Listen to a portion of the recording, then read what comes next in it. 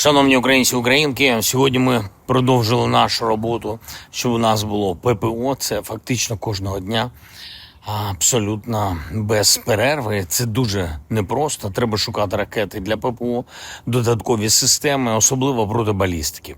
За кілька днів ми вже контактували з нашими партнерами: Нідерланди, Німеччина, Швеція, Франція та Америка. Я дав на цьому тижні ще окремі завдання МЗС України, Міністерства оборони, секретарю РНБО. Я очікую на результати. Зараз усім посадовцям треба займатися не абстрактними речами, а цілком конкретно ППО для України, фінанси для України, необхідні засоби та необхідні рішення для фронту, для стійкості нашої держави. Наступні тижні теж будуть важливими щодо цього. Ми готуємось до зустрічей та перемовин, до візитів в Україну партнерів, ракети для патріотів – це пріоритет. І, звісно, ми розуміємо, що політичної волі Сполучених Штатів Америки точно вистачило би, щоб дефіцит патріотів заповнити. Але поки що недостатньо такої підтримки. Будемо всіма каналами переконувати. Я дякую всім, хто нам допомагає. Також вдячний кожному нашому партнеру, який з нами в дипломатичному процесі і думає, як змусити Росію все ж таки перейти до угоди. Треба достойно закінчити цю війну, закінчити реальним миром. Зараз вже ми кожну добу забезпечуємо результати наших далекобійних санкцій проти Росії, також санкцій середньої дальності. Важливо, щоб наші люди в Криму та в інших частинах окупованої території України розуміли, що українська мета тільки в тому, щоб зробити продовження окупації для окупанта максимально непідйомним. І ми це робимо. Відзначу також наші операції проти російської нафтової галузі. Їм дуже далеко до стабілізації. Хоча вони пробують розказувати зараз щось інше. Треба закінчувати цю війну. І тільки це може бути кроком до нормальності.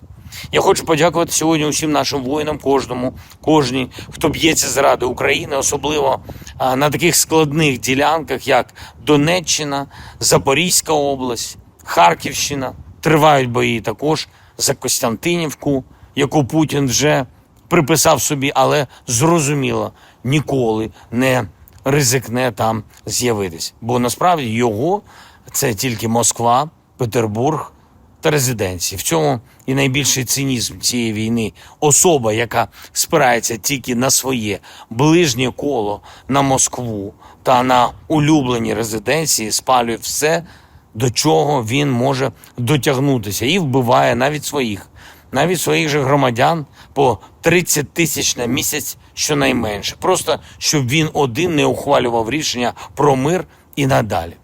В цьому червні теж майже 30 тисяч підтверджених уражень російських окупантів на фронті, убитими та важко пораненими.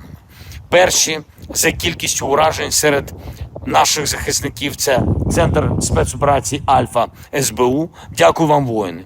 Ми будемо забезпечувати більше засобів для усіх наших підрозділів, від діпстрайків та тих, що зосереджені на середній дальності і на фронтовому захисту. Ми готуємо зараз серйозну розмову з нашими партнерами щодо нових форматів санкцій проти Росії та кроків, які можуть обмежити російські доходи та обмежити здатність воювати. Україна бачить цю перспективу, що може бути зроблено. Треба на Росію тиснути, щоб мир був. Україна всі пропозиції, всі варіанти дипломатичні вже надала. Ми розраховуємо, що протягом цих місяців попереду умови для достойного миру будуть наближені або силою, або дипломатією. Я дякую всім, хто допомагає.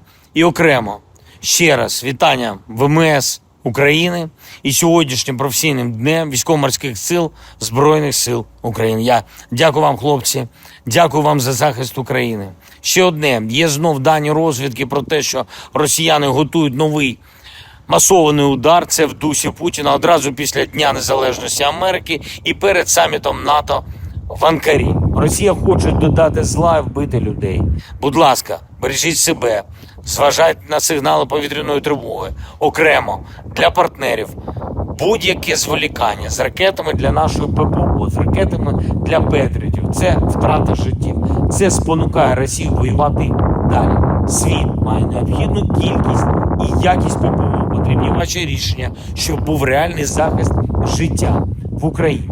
Передусім, це, звісно, рішення Америки, рішення сильних в Європі та у світі. Будь ласка, будьте активними у рішеннях, захищайте життя. Ракети для патріотів не на складах зараз потрібні, а в дивізіонах патріотів в Україні. Дякую тим, хто допомагає реально. Слава Україні!